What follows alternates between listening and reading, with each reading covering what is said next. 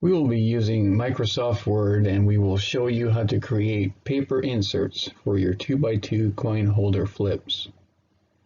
We will turn this blank page into this.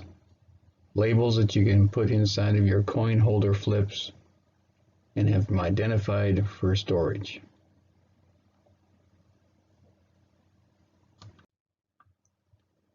In Microsoft Word, we're first going to open up a new document. Up in the left-hand corner of the program, we're going to find Insert and Table. We're going to select 4 columns across and 6 rows down, and we'll get a page that looks something like this.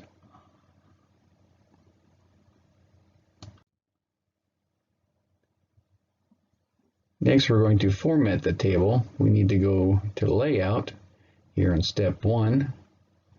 Step 2 is to select the properties for the table. And in Step 3, we're going to select the alignment as centered. And then we don't need any text wrap in this table, so we'll select None. Then we're going to specify the row height of 1.6 inches. That's quite a bit less than 2 inches, but it gives enough room to get your fingers into the flip and insert the label inside. Lastly, on number 6, we're going to select the word exactly. We would like to remain exactly 1.6 inches and not change on us.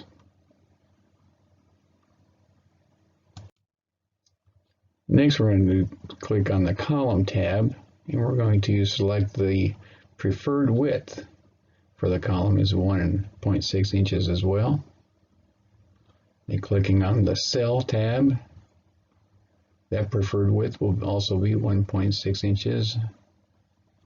I like to vertically align my text to the bottom, where I start typing at the bottom of the box, and the text rises as I fill the label with text. Then click OK. We'll then end up with 6 rows on 2 pages. And this is not what we want, but we will fix that next. We're going to fix that by adjusting the margins on the entire page. In the upper left-hand corner of the Microsoft Word, we're going to go to Layout and then click on Margins. Under the Margins tab, we're going to make sure that our top and bottom margins are 0 and that the left and right margins are 1 inch. And we're going to click OK. After you do that, you're going to receive a margin error warning, and you can click on Ignore that. Microsoft Word doesn't like the fact that there is no margin at the top or at the bottom. But that fixed it. We now have 6 rows on 1 page.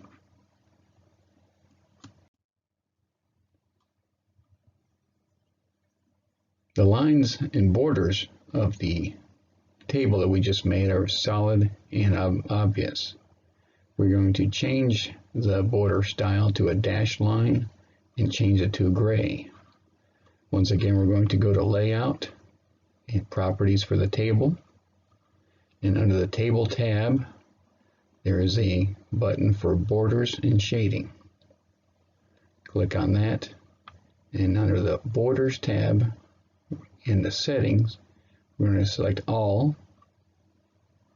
Under Style, we're going to select a dashed or dotted line. And then under Color, we're going to select a light gray. And in 7, we're going to apply that to the entire table. And then click OK. That will leave us a table with faint gray dashed lines that we can use as guides to cut the labels out with, and won't be obvious on the finished product. Now you can save 2 files, label 1 front and one back.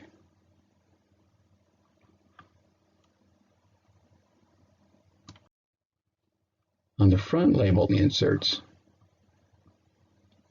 start here in the red circle and work towards the left and upwards. Because if you're only making a few inserts, the rest of this page can be reused to make more labels and put it in this same sheet into your printer again. By starting in the bottom right corner, on the front page, your wording will match with the photos on the back insert page, which will be next.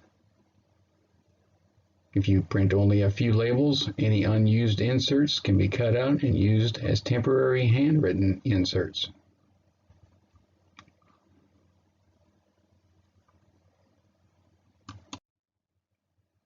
Here is the back label insert page with the photos option. Start here in this bottom left-hand corner.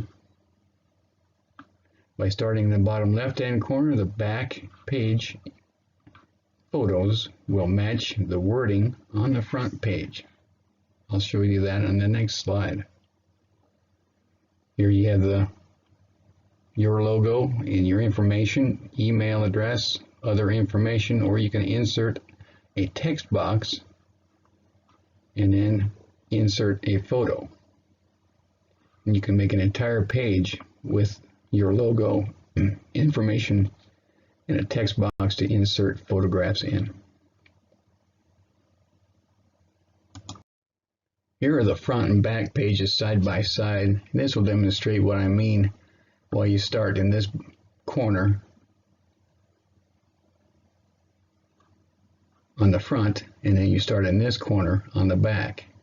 That is so that this picture will match this description when you print one page, turn it over, and then print on the other side of the page. This photograph matches this description.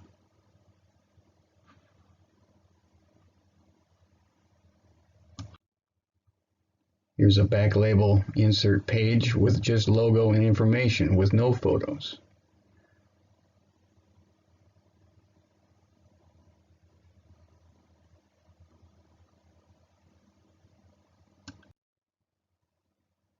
When your labels are ready, front and back, first print one page.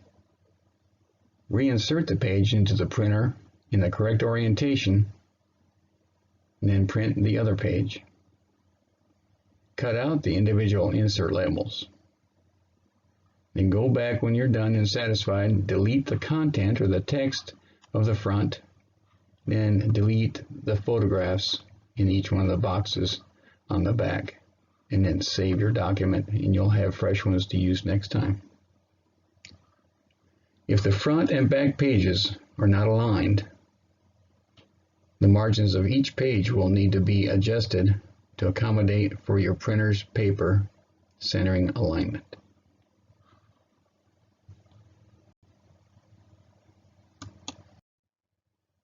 Here is the final results.